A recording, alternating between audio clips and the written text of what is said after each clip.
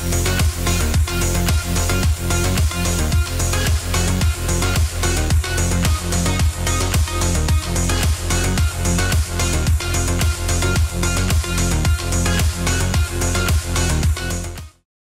semuanya, selamat datang di channel Auto Driver. Ini adalah sebuah SUV yang istimewa, Mercedes-AMG GLA 35.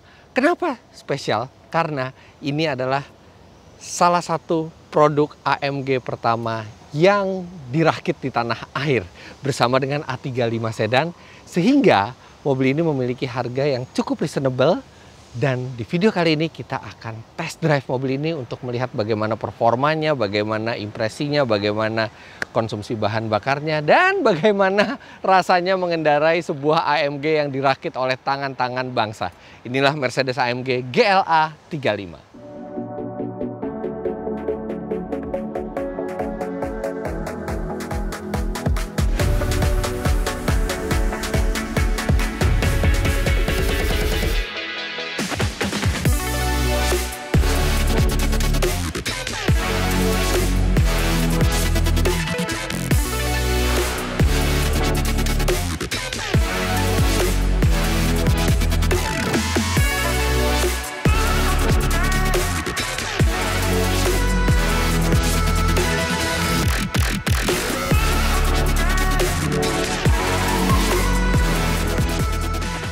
Sebelumnya kami sudah pernah membuatkan review first impression Mercedes AMG GLA 35 ini dan A35 sedan. Itu linknya Anda bisa klik di atas ini. Tapi sekarang kita akan lebih konsentrasi ke bagaimana rasanya, walaupun saya akan berikan sedikit highlight. GLA Class di Indonesia itu artinya ada dua versi, yaitu GLA 200 dan ini adalah GLA 35. GLA 200 punya mesin 1400 cc turbo dengan tenaga 163 HP, tapi yang di bawah sini jauh lebih istimewa. Kalau di GLA 200 mesinnya adalah 1400 cc turbo, di GLA 35 mesinnya 2000 cc turbo. Dan kalau di GLA 200 tenaganya 163 HP, di sini tenaganya 306 HP. Wow, tenaga 306 HP itu setara dengan yang dimiliki oleh Civic Type R 2000 cc turbo juga. Lebih besar dari GR Yaris dan setara juga dengan yang dimiliki oleh BMW M235i. Jadi ini adalah mesin yang sangat potensial, torsinya mencapai 400 Nm dan 0 sampai 100 km per jam diklaim oleh Mercedes-Benz tuntas dalam 5,2 detik. Tapi itu nanti akan kita buktikan apakah angka 5,2 detik itu bisa dicapai juga di Indonesia. Mesin ini menyalurkan tenaganya ke 4 roda. Jadi ini all wheel drive melalui transmisi AMG Speed Shift DCT 8 Speed. Jadi dia sudah dual clutch dan bahkan dilabeli AMG Speed Shift. Jadi mestinya cepat sekali perpindahan giginya, nanti juga akan kita coba. Jadi ini adalah GLA Class yang paling bertenaga yang dijual di Indonesia. Tapi karena dia CKD, jadi harganya masih bisa ditekan cukup reasonable. Ini dalam keadaan off the road adalah 1,15 miliar rupiah. Sedangkan dalam keadaan on the road di sekitar 1,3 miliaran rupiah. Ada yang lebih murah dari ini, lebih murah sekitar 150 juta rupiah, yaitu A35 sedan. Tapi GLA kalau kita lihat dari luar, dia lebih besar, kemudian dia juga lebih tinggi, jadi lebih fleksibel ke segala medan. Sekarang kita lihat di bagian luarnya. Sebenarnya GLA 35 ini tidak terlalu agresif ya luarnya. Luarnya cenderung kalem. Bahkan kalau misalnya orang nggak lihat badge GLA 35 di belakang, mungkin nggak akan tahu bahwa mobil ini memiliki performa yang spesial. Oke, ada bedanya ini grillnya vertikal di versi AMG ini, kemudian ada logo AMG. Lampu biasa saja, dia menggunakan LED high performance. Velg, nah velg memang sudah menggunakan AMG dan ini 19 inci. Tapi karena mobilnya cukup besar dan wheel arch-nya itu cukup besar, jadi nggak terasa besar-besar banget sebenarnya velgnya. Kemudian nggak ada yang spoiler yang terlalu menonjol, juga tidak ada di mobil ini. Secara keseluruhan mobil ini kelihatannya biasa sekali untuk sebuah AMG. Buat beberapa orang mungkin ini seperti sleeper ya. Jadi mobil yang tidak terlalu menyombongkan performanya dari luar, tapi memiliki performa yang baik. Tapi bagi pecinta kecepatan ada juga yang, aduh kenapa luarnya kurang agresif. Tapi ya inilah konsep dari GLA 35. Kalau misalnya Anda ingin yang lebih sporty, mungkin Anda bisa ke A35 sedan, di mana bodinya juga sudah sedan dan ada spoiler belakang yang cukup bisa merefleksikan performanya. Sedangkan kalau GLA 35 ini kelihatannya biasa-biasa saja. Di belakang yang terlihat sedikit lebih agresif dari versi normalnya adalah dua knalpot yang besar ini. Kemudian ada rear diffuser, tapi ini tidak dicat ya, jadi ini warna hitam doff. Dan kemudian karena dia sebuah SUV atau sebuah crossover, jadi dia masih memiliki kepraktisan yang sangat baik. Bagasinya lumayan besar, kemudian di bawah sini Anda juga masih bisa meletakkan barang-barang. Di sini ada tool semua, bahkan ada speaker di situ. Wow, karena ini mobil sudah menggunakan sound system premium dari Burmeister. Kemudian untuk mengangkut barang yang lebih banyak, kursi tengah itu bisa dilipat 40, 20, 40. Walaupun tidak ada tuas pelipatnya di belakang, Anda harus melipat dari bangkunya langsung, tapi setidaknya Anda memiliki option untuk membawa barang yang lebih banyak atau barang yang panjang. Jadi dia masih memiliki kepraktisan bagai sebuah crossover. Bagasi sudah elektrik. Sekarang kita lihat bagian dalamnya.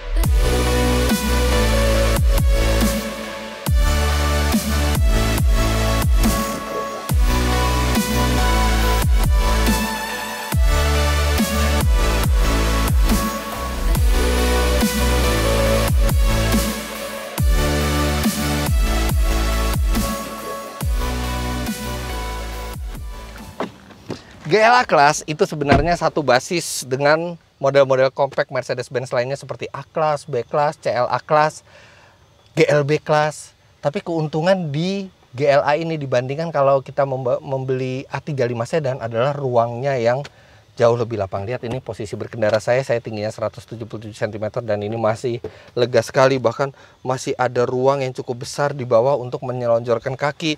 Kemudian bangkunya juga cukup suportif ke paha karena cukup tinggi, tapi di atas juga headroom masih melimpah, padahal ini versi yang AMG GLA 35 ini sudah dilengkapi dengan double sunroof, jadi seperti panoramic roof.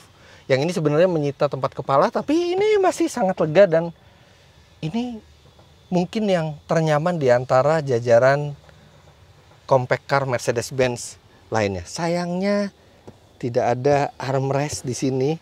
Jadi ya disayangkan tidak ada armrestnya di sini. Mungkin armrest harus seperti ini, tapi ya ini nggak proper juga sebagai armrest. Ini lebih cocok untuk mengambil barang di belakang. Kemudian tidak ada ventilasi AC di belakang. Dan hanya ada satu USB slot. Sayang sekali, mestinya minimal 2 ya. Tapi memang pembeli dari GLA 35 ini tidak akan duduk di belakang. Mereka akan banyak duduk di depan. Di belakang ini mungkin temennya aja atau anggota keluarganya. Fiturnya minim di belakang, tapi akomodasinya sangat menyenangkan untuk ukuran SUV compact dari Mercedes-Benz. Tapi jelas yang paling menarik ketika Anda membeli sebuah produk AMG adalah duduk di bagian depan.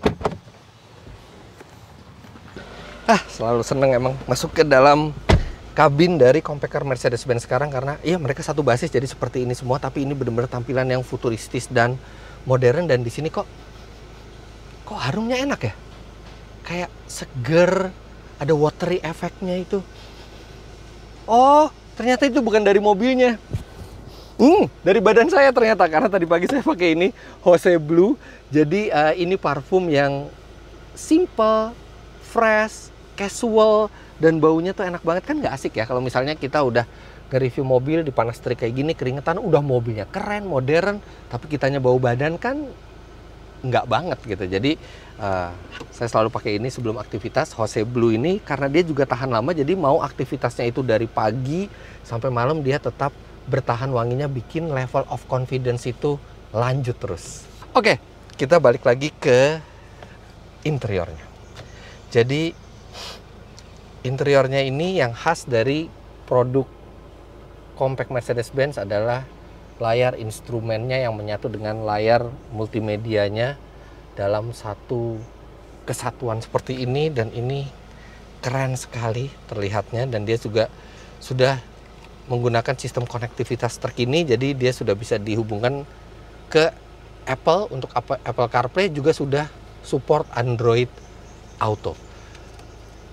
Bagian AC-nya juga ini bentuknya seperti turbin, ventilasi AC-nya, kemudian material piano black-nya, material empuk di sini, material empuk di sini juga. Di sini ada Alcantara. Bangku belum leather seat ya, belum full leather seat, tapi masih campur dengan Alcantara, tapi dengan jahitan merah. Itu jadi kesan sportinya sangat kental. Dan untuk trim di sini memang ini bukan carbon fiber ya, tapi ini carbon fiber look. Tapi minimal lebih baik memang ditempatkan di produk yang sporty ketimbang misalnya panel, wood panel di sini.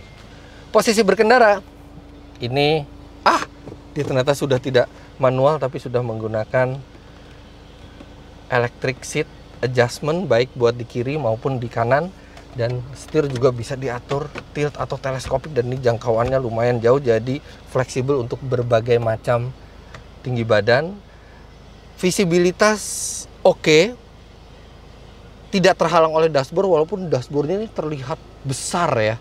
Ini senada dengan bentuk mobilnya.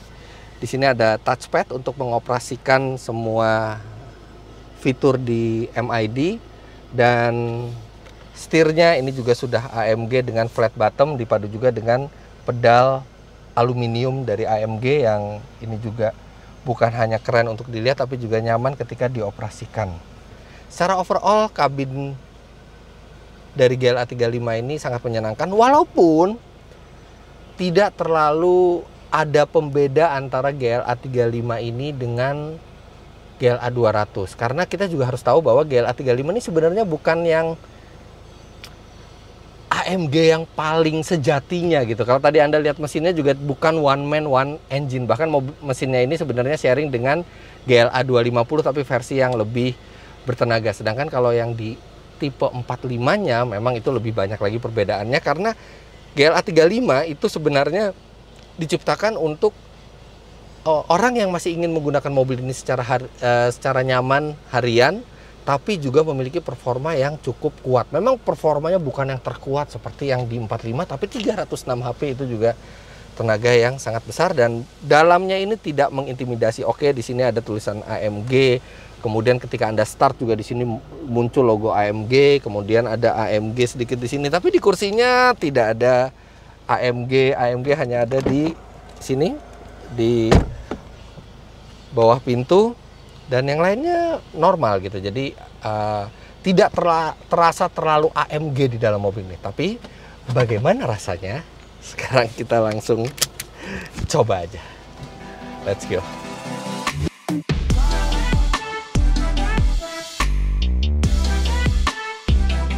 Sebelum kami sampaikan tentang impresi berkendaranya, kami lajukan dulu mobil ini ke SPBU Shell untuk diisikan bahan bakar Shell V-Power Nitro Plus.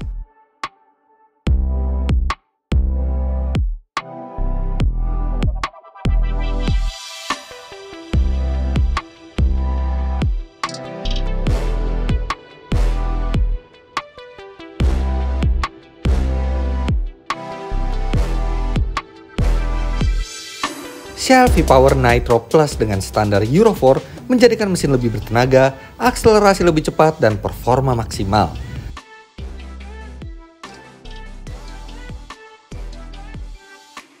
Dengan teknologi Dynaflex, Shell V-Power Nitro Plus memiliki kekuatan membersihkan yang tak terkalahkan untuk melindungi dari endapan yang mengurangi performa mesin.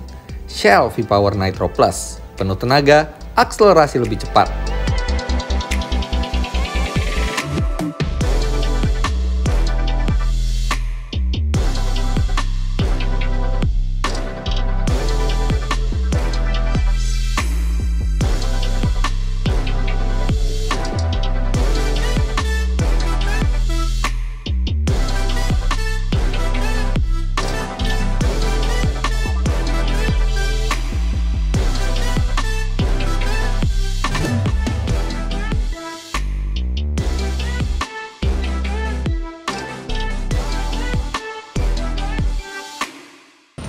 Nah, sekarang ada cara yang lebih mudah lagi untuk menambah poin Shell dan mengecek poin Shell Anda lewat Shell Go Plus. Ini di aplikasi Shell Asia. Jadi setiap kali Anda ngisi bensin, Anda tinggal scan-kan barcode yang ada di sini, langsung Anda mendapatkan poin dan Anda bisa ngecek poinnya langsung dari HP Anda. Jadi nggak perlu repot-repot lagi bawa kartu. Oke, sekarang kita langsung test drive GLA 35.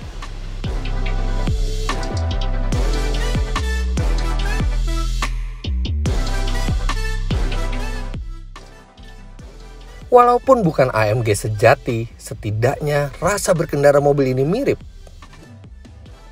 Ya, bantingan mobil ini kaku, cukup keras. Biasanya kalau naik crossover atau SUV seperti ini, kita mengharapkan bantingan yang agak lunak, tapi enggak, ini kerasnya seperti mobil sport. Dan ini di settingan yang paling empuknya. Kalau misalnya Anda ingin lebih keras lagi, masih ada 2 level lagi di atasnya. Kalau di jalan tol fine ya, di jalan tol itu kestabilannya sangat terjaga dan nggak terasa keras suspensinya. Tapi begitu di jalan bergelombang, apalagi di jalan yang rusak, ya benar-benar terasa keras suspensi dari mobil ini ya. Makanya saya bilang rasanya juga mirip seperti AMG yang pure, walaupun sebenarnya ini AMG yang masih diciptakan untuk sehari-hari di jalan nyaman gitu ya. Tapi dengan suspensi yang keras itu, yang Anda dapatkan adalah ini. Pengendaliannya presisi sekali. Apalagi begitu kekerasan suspensinya kita tambah, go-kart feel di sebuah SUV. Sangat presisi pengendaliannya. Jujur, ini pengendaliannya sangat-sangat baik, tapi begitu lewat jalan rusak. Oh.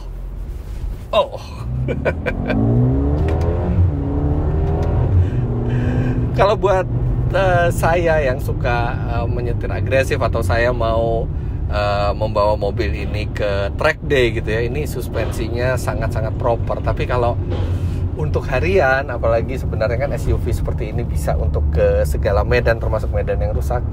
Kalau saya sebenarnya prefer lebih empuk sedikit, walaupun sedikit mengorbankan handling. Karena handlingnya aja udah sangat bagus.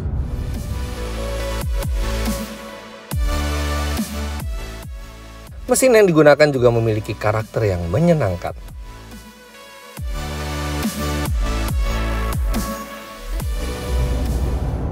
Ya, mesinnya ini halus, supel. Jadi di berbagai tingkat kecepatan itu selalu ada tenaga dan responsif. Walaupun saya di mode comfort seperti ini, begitu gas saya injak agak dalam, langsung kuat sekali torsinya. Dan kalau misalnya saya masukkan ke mode sport atau sport plus, nah dia langsung itu sudah mulai tinggi RPM-nya, dan ketika kita gas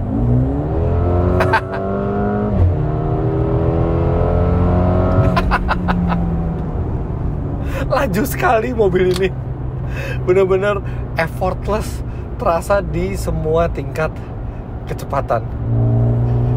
Ada suara letupan-letupan kecil lah pada saat pindah gigi. Jadi kalau kita masukkan ke mode manual,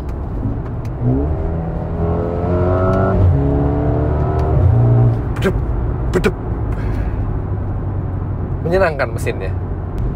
Dan ini satu lagi ya, ini transmisinya nggak malu-maluin menyandang nama AMG Speed Shift, karena benar-benar cepet banget. Halus dan cepetnya luar biasa perpindahan gigi dari mobil ini.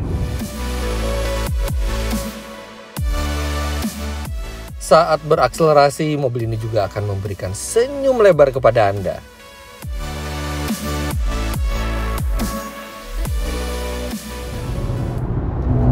Wow.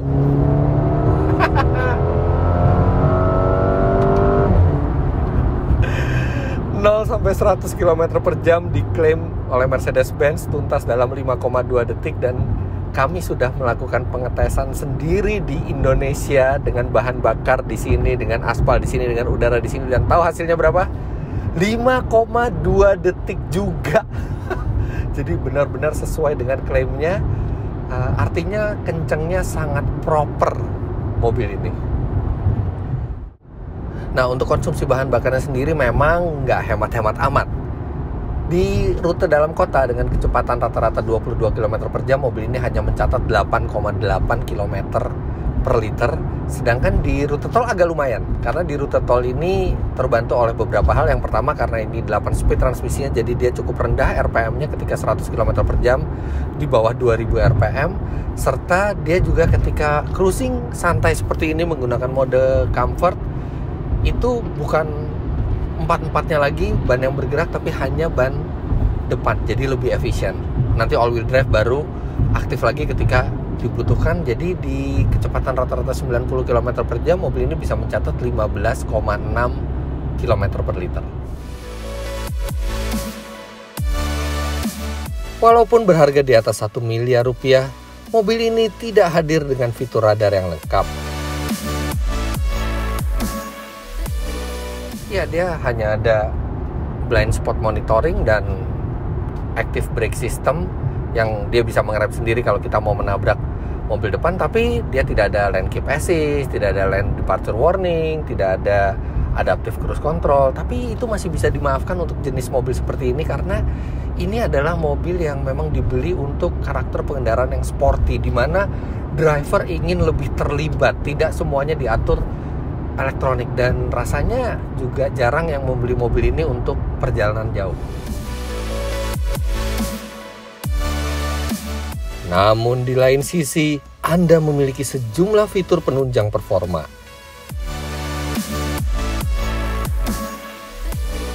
Nah, seperti misalnya dia memiliki ini tombol manual mode, walaupun tombol manual mode-nya agak ketutup, ya mestinya di kanan ya, bukan di kiri.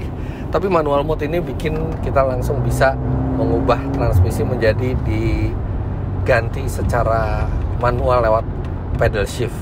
Kemudian dia juga ada pengatur kekerasan suspensi. Jadi selain kekerasan suspensi ini bisa diatur secara otomatis dari perpindahan mode berkendara, tapi dia juga bisa dipencet di sini, dan suspensi itu ada 3 level kekerasan. Walaupun ya sebenarnya seperti tadi saya bilang, mode yang paling lunak aja udah keras. Kemudian ada juga sistem monitoring dari AMG, jadi kita bisa melihat boost, tenaga, torsi, suhu air, suhu oli, tekanan oli. Kemudian di multimedia display-nya juga ada AMG performance display-nya juga, di mana kita bisa melihat kondisi mobil dan kinerja mesin itu lebih besar dan lebih presisi di tengah situ. Jadi itu juga menggugah pengendaraan yang sport.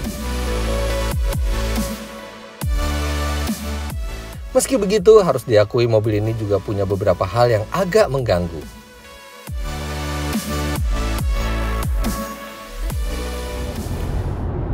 Yang pertama adalah suara mesin dan knalpotnya.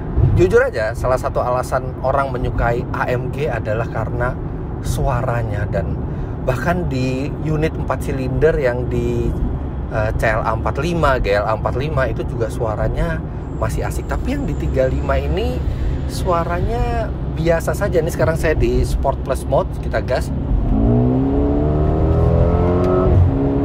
Oke lah, ada dentumannya yang asik gitu ya. Tapi yang lainnya itu ada suara palsu dari speaker, dan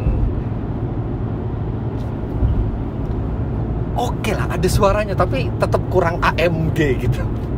Kemudian yang kalau hal yang mengganggu berikutnya itu khas Mercedes-Benz, ventilasi selalu mati sendiri dan harus ditutup lagi setiap berapa menit, kemudian setir agak offset ke kiri sedikit walaupun tidak terlalu mengganggu pengalaman berkendaranya. Kemudian hal yang agak mengganggu sebenarnya, AMG itu kan harusnya eksklusif, tapi walaupun ada sejumlah material yang sangat berkualitas di sini, tapi ada beberapa material yang terasa agak murah seperti material konsol di samping ini plastik keras, dan yang ini juga tuas transmisinya juga dari plastik hitam doff yang tidak terlihat mahal, dan tuas laci ini terasa ringkih dan terasa agak murah. Lantas satu hal yang agak mengganggu berikutnya adalah touchpad ini memang keren. Jadi kita bisa mengoperasikan MID ini dari touchpad, tapi kalau kita menghubungkan gadget kita untuk Apple CarPlay misalnya, nah itu kabelnya itu, kalau dia normalnya di atas touchpad ini kan, kalau kita taruh handphone, itu kabelnya itu bisa menggerakkan sistemnya karena seolah-olah ada yang menyentuh touchpad ini. Jadi sering sekali lagi sambil nge-charge handphone gitu, tiba-tiba lagu maju sendiri, tiba-tiba geser-geser layarnya, ternyata karena kena dari kabelnya itu.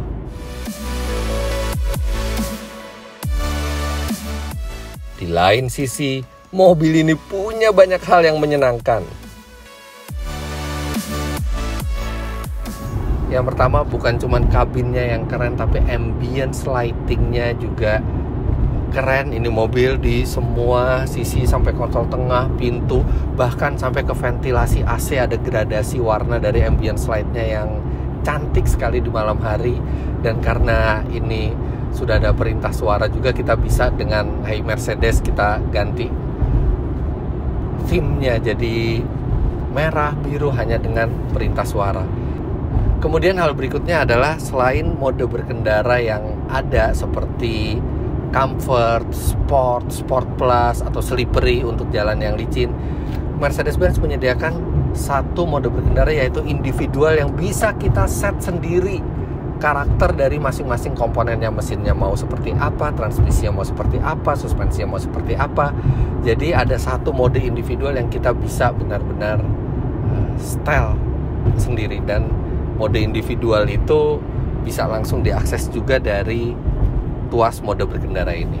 Kemudian hal berikutnya yang sangat menyenangkan adalah layar digitalnya. Dalam keadaan standar saja sudah keren sekali, dan ini keterangannya juga pas. Mau di hari yang terik juga tetap terlihat jelas padahal dia tidak memakai tudung, dan dia sangat-sangat customizable. Banyak sekali pilihan coraknya, bahkan RPM dan speedometer itu juga bisa diganti-ganti tampilannya, mau informasi apa yang ditampilkan.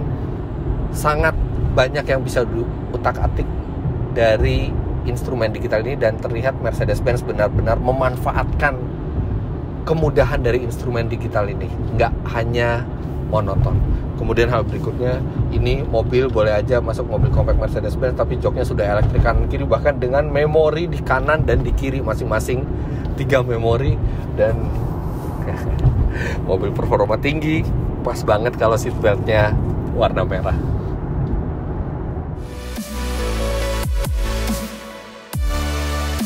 GLA 35 memang menyasar ceruk pasar yang sempit. Namun, di Indonesia ia tidak memiliki pesaing sama sekali.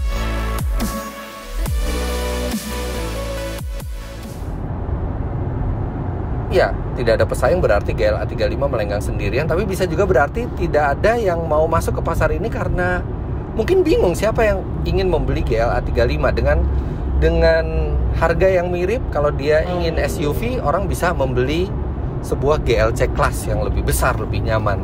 Kalau ingin performa tinggi, bisa A35 sedan yang memang lebih proper bentuknya dan sama-sama 306 HP dengan bobot yang lebih enteng, mungkin performanya bisa sedikit lebih baik dibandingkan GLA 35. Tapi setelah mencoba mobil ini selama 5 hari gitu, ini mobil memang memadukan banyak hal, dan ini cocok buat Anda yang ingin mobil yang performanya tinggi tapi sekaligus tidak mau kehilangan kepraktisan, kelegaan ruang, dan fleksibilitas untuk ke berbagai medan seperti khasnya SUV, tapi dengan harga yang masih reasonable karena mobil ini diproduksi di dalam negeri. Ini mobil yang bisa diajak santai, bisa diajak belanja bulanan bareng keluarga, bisa juga diajak ke trek untuk track day. Nice car.